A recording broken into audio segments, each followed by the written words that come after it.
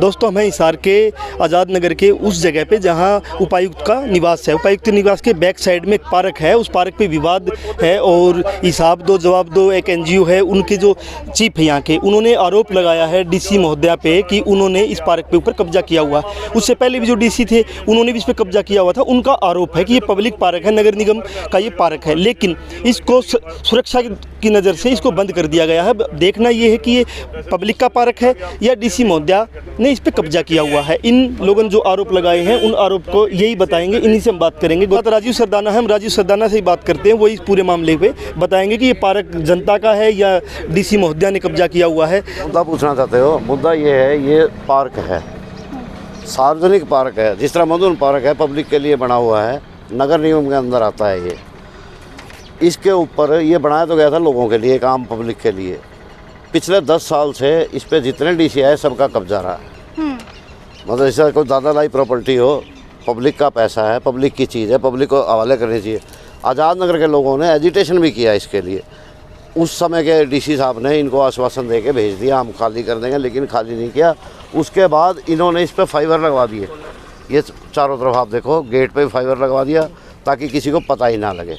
आशीष जी, मुझे ये बताइए कि 10 साल से जब इस पार्क के ऊपर आप कब्जे की बात कर रहे हैं, तो 10 साल बाद क्या आपको ये याद आया है पार्क? मैम, जब हमें जानकारी मिलेगी तभी तो हम कुछ करेंगे। हमें जानकारी अभी हाल फिलहाल में हुई। जानकारी तो कहाँ से मिली आपको? ये कुछ हमें गूगल मैप्स और जब हमने हिसार का की मैप चेक किया तो यहाँ उसमें इस तरह की चीज़ें हमें पता लगी। फिर हमने इसकी थोड़ी सी और इन्वेस्टिगेशन की तो इसके बारे में हमें ज़्यादा अच्छे से पता लगा और ये भी पता लगा कि तो हमें ये लगा कि सबसे बड़ा मामला इसमें है जो वो ये है कि इसका खर्च कहाँ से हो रहा है। जो सबसे बड़ा मुद्दा अभी तक समझ पा रहा हूँ मैं कि एक तो है कि पार्क खोला जाए, लेकिन अभी तक जो इसको मेंटेन करने का खर्च है वो दे कौन रहा है और ये जनता के पैसे जा रहा है या डीसी साहब के तनख्वाह से जा रहा है, ये असली मुद्दा है। अगर जनता के पैसे जा रहा है तो मुझे लगता है कि इन डीसी महोदया और इनसे पहले जो डीसी गए हैं उन सब के ACR में ये सब चीज़ें मेंशन होनी चाहिए। और जो भी हमने इसीलिए कमिश्नर साहब को भी लिखा है कि आप इस पर एक इंक्वायरी कंडक्ट कीजिए और पहले FIR दर्ज करवाइए। अगर ये पार्क में पैसा पब्लिक का इस्तेमाल हो रहा है तो FIR दर्ज करवाइए और सभी जितने डीसीज हैं सबके खिलाफ इंक्वायरी मार्क करवाइए। तो आपने जो RTI लगाई है उसके अंदर तो साफ तौर के ऊपर पता लगा होगा कि पैसा कहाँ से आ रहा है। अभी एक्चुअल में क्या है कि ये बड़ा सेक्शन 4 है, एक सेक्शन 4AB RTI का, और इसके अलावा म्यूनसिपल कॉर्पोरेशन एक्ट में भी इस तरह की जानकारी इनको वेबसाइट पे डालनी थी, लेकिन दुर्भाग्य से हर कोई जो है जानकारियों को छुपाने का काम कर रहा है।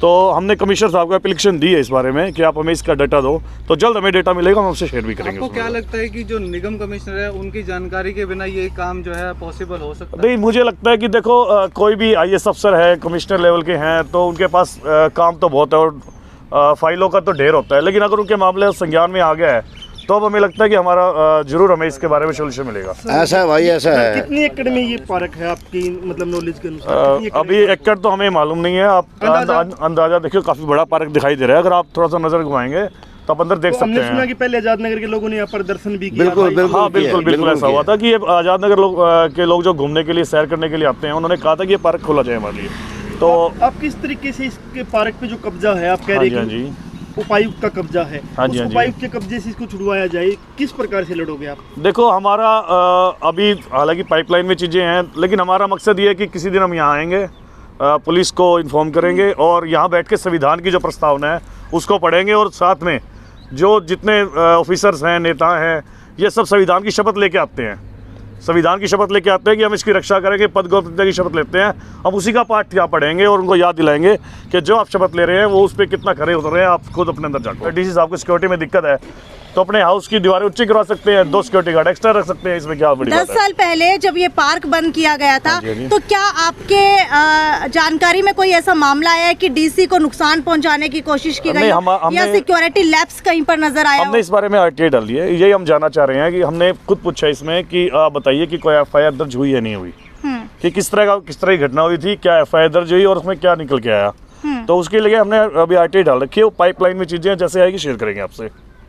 सर मेरा एक सवाल है। हाँ जी, हाँ जी। डर नहीं लगता डीसी मतलब जिला की मालिक बोलती है उनको? नहीं, ऐसा नहीं है, ऐसा नहीं है। देखो ये आपके ऊपर केस दर्ज हो जाए, क्योंकि ना होता है ऐसा कि हाँ बिल्कुल होता है। देखो ये चीज़ें तो आपको क्या लग रहा है सर? देखो जी, अगर इस तरह की चीज़ों में जाएंगे तो ये तो सुख भुगतना ही पड़ेगा। और ठीक है, कोई बात नहीं, अगर लीगल प्रोसेस में है वो, अगर हमें कुछ करेंगे तो हम जमानत भी लेंगे, आगे लड़ाई भी लड़ेंगे, कोर्ट की लड़ाई में अलग तरीके से लड़ेंगे। कहीं ऐसा ना हो कि बाबा का बुलडोजर भी हिसार तक पहुंच जाएगा तो हमारे अकेले घर तक पहुंचेगा, डीसी साहब के ऑफिस में पहुंचेगा। बुलडोजर गरीब लोगों के ऊपर चल रहा है, लेकिन देखो रामचाट भंडारा वैद है, डीसी महोदय के ऊपर आप आरोप लगा रहे कि उन्होंने या कब्जा किया हुआ है पार्क के ऊपर। ऐसा जी, ऐसी तो बहुत सी बिल्डिंग चलेगा।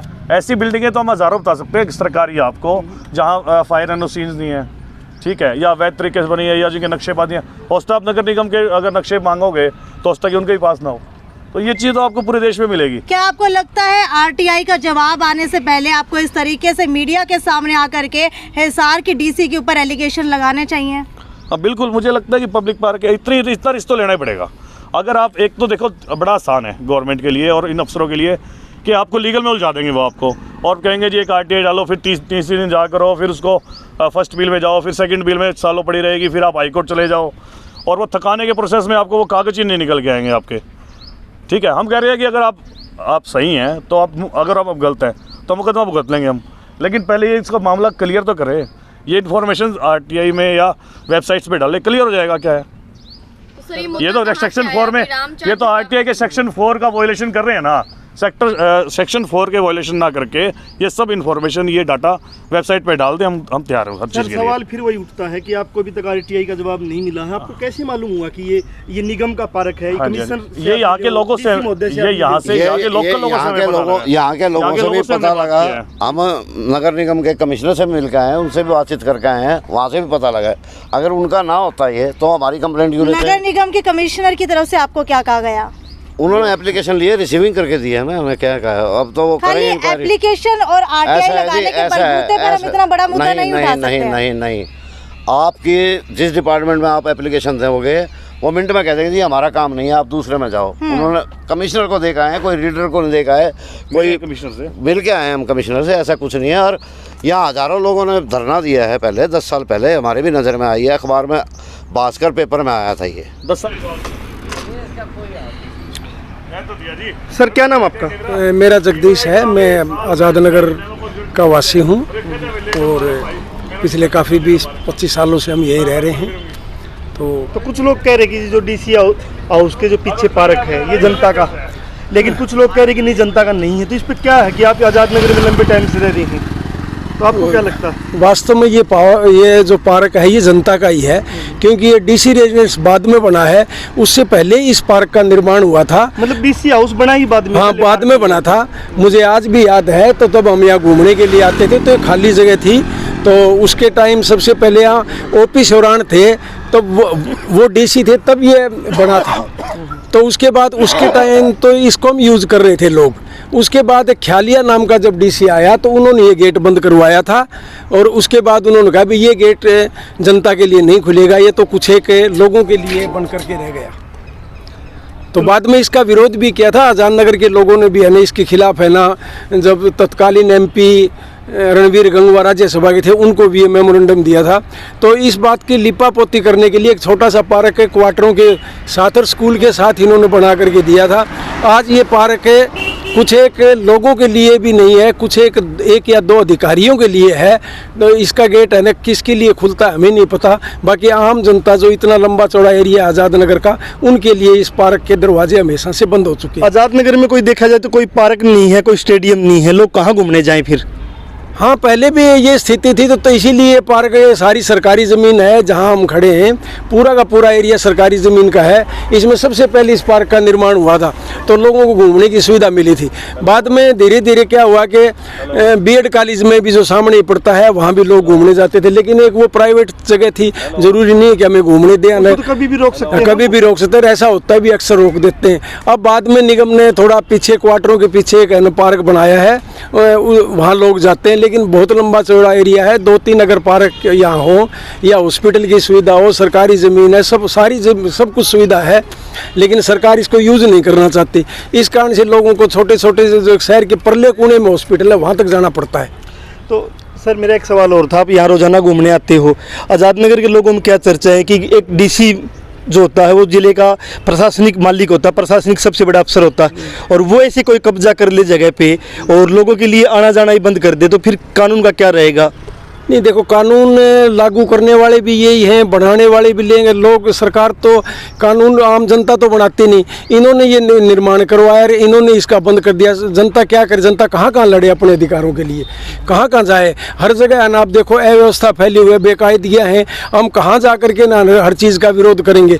ये तो इनसे ऊपर के जो अधिकारी हैं या निगम के जो मेयर हैं उन लोगों को देखना चाहिए भी क्या ये पार्क एक व्यक्ति विशेष के लिए है या पूरे है ना लंबा चौड़ा एरिया जहाँ 2 वार्ड तो पूरे के पूरे पड़ते हैं। इस एरिया के अंदर वार्ड 18, 19, 2 तो पूरे पड़ते हैं, इनका के लिए क्या सुविधा है? और वार्ड से भी बहुत दूर दूर तक के लोग यहाँ आते हैं देखने के लिए। तो सुविधा नाम की जो चीज़ थी वो ये 2-3 पार्क ही थे, उनमें से एक का कब्जा इन अधिकारियों के पास है, बाकी 2 में सारी भीड़ होती रहती है।